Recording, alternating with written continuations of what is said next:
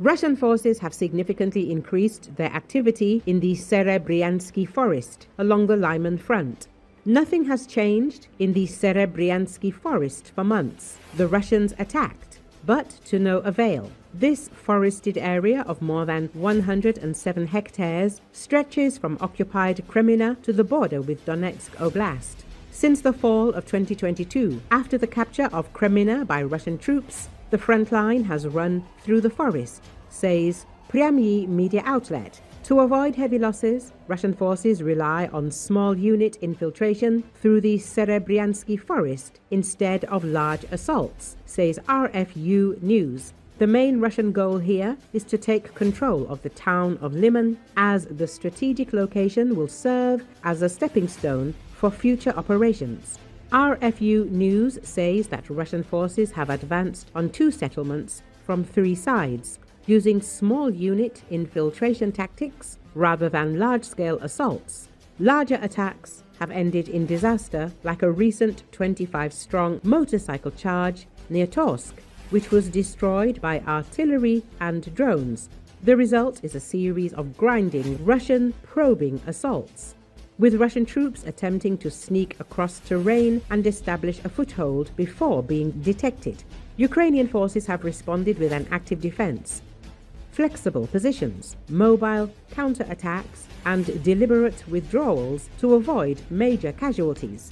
Both sides have key advantages here, as Russian units have managed to establish a stable infiltration corridor through the Serebrianskyi Forest, which allows small detachments to cross into the area around Zarichne with some level of cover. RFU News recalls. However, Ukrainians still control the majority of the forest itself, and that control gives them a critical edge in fire control and drone surveillance over the fields to the northeast. Russians are unable to safely move up artillery or drone operators in support of their advances due to this Ukrainian drone fire control, leaving Russian infiltration efforts without enough firepower to deliver a decisive tactical defeat to Ukrainian defenders. Meanwhile, Ukraine maintains an advantage through its rapid reaction capabilities, allowing it to strike back before Russian units can consolidate.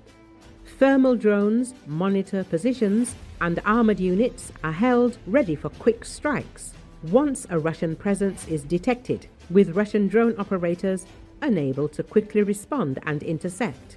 Based on the size and number of the infiltrated buildings and the standard size of Russian groupings that gather before committing to assaults, between 20 and 30 Russians were likely killed.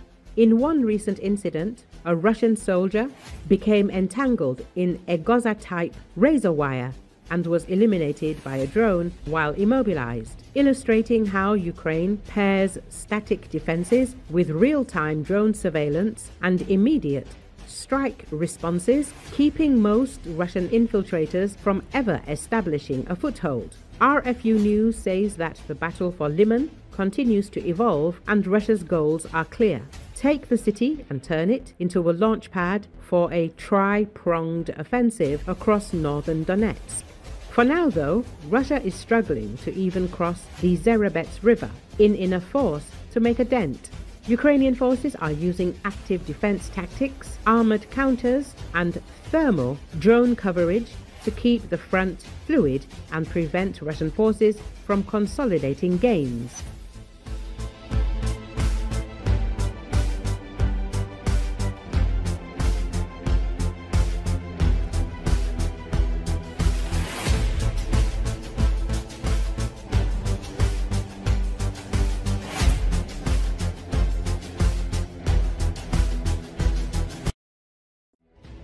Dozens of Russian paratroopers from the 83rd Guards Brigade shot at each other to receive 3 million rubles in wound compensation for each incident. They aimed so as not to hit vital organs, and Russian federal television channels published stories about the officers' exploits. Channel 1 called them a unique group of snipers. The Kremlin-controlled newspaper Kommersant, citing the investigative committee, claims that 35 people were involved in the scam with self-inflicted gunshots. However, journalists from the Current Time television channel found out that there are many more such cases, and self-inflicted gunshots are not always committed for monetary gain. When soldiers shoot themselves, for example, in the arm or leg, it is called a self-inflicted gunshot. Current Time journalists managed to talk to one of these Russian soldiers.